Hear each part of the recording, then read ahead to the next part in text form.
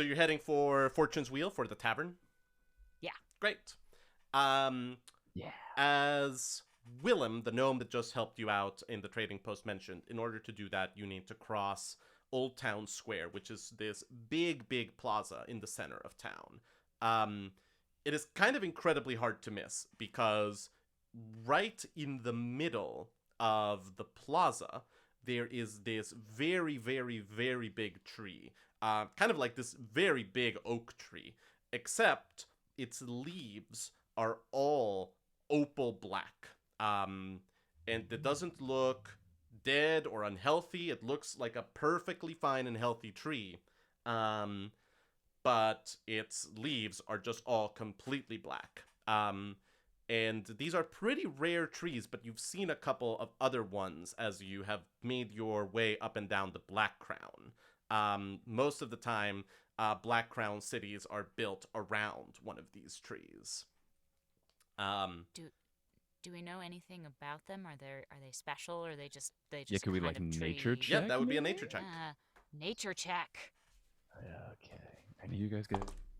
I'm okay. I'm not great. Ooh, that's not bad.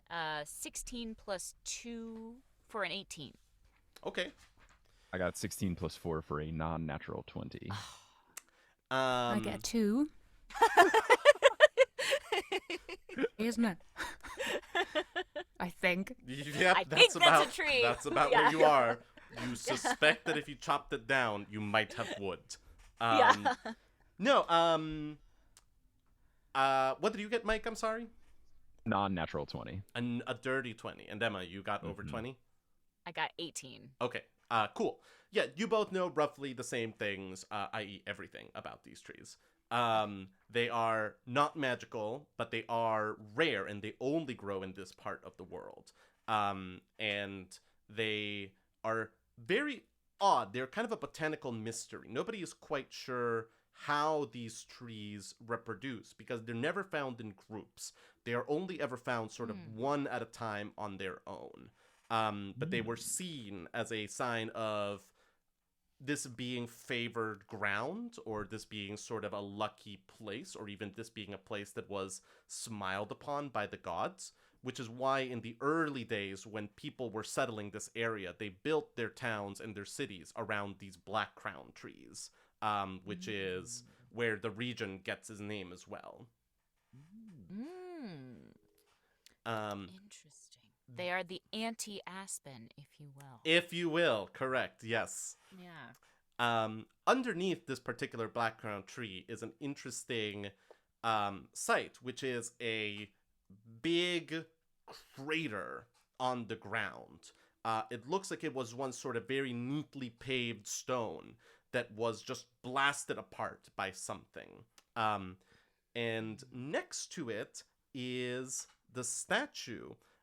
Is a statue of a slim elven man holding a sword up in sort of this very defiant pose. And if you all roll me history checks, maybe one of you knows what's going on there.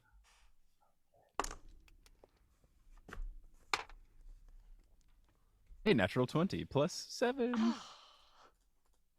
What? Yeah, fun facts. Mike's D20 has 15 20s on it. Yeah.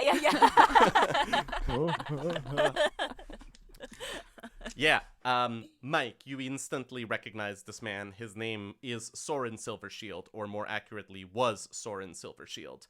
Okay. The Blackcrown is a relatively new country. It used to be a part of the Veldrin Empire for a very long time. 10 years ago, it had a revolution and kind of won its independence. This is the man that started this revolution by being a little bit of a Robin Hood figure. He spent a very, very long time robbing from Veldrin tax collectors, robbing from officials, and using and giving back that money to a lot of the smaller impoverished communities, of which in the Northern Territories there were a lot of. When his name became famous, a lot of people started to say that he was a divine soul, even that he was someone whose existence was touched and blessed by the gods in some way. Everybody thought that it was a lot of superstition until the Veldrin authorities caught him, had a trial for him in the town of Cold River, and then hung him here. And the moment that he drew his last breath, a lightning bolt came down from the heavens and struck the scaffold and blasted it apart. And that was the moment that kicked off the revolution that led to the Black Crown being an independent country.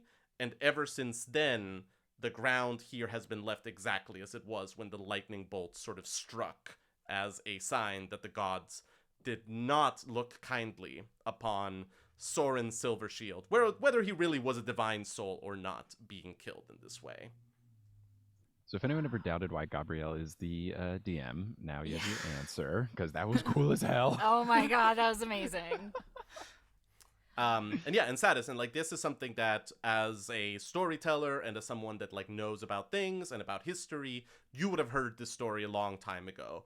And it might sort of be the kind of thing that it might even be a little bit of a moment for you, the way that when we sort of go to like real moments in history where important things happened, you're now kind of being like, whoa, this was the place. Like this was, you know, the Blackcrown tree where that lightning bolt hit, and where all of that happened. Whoa.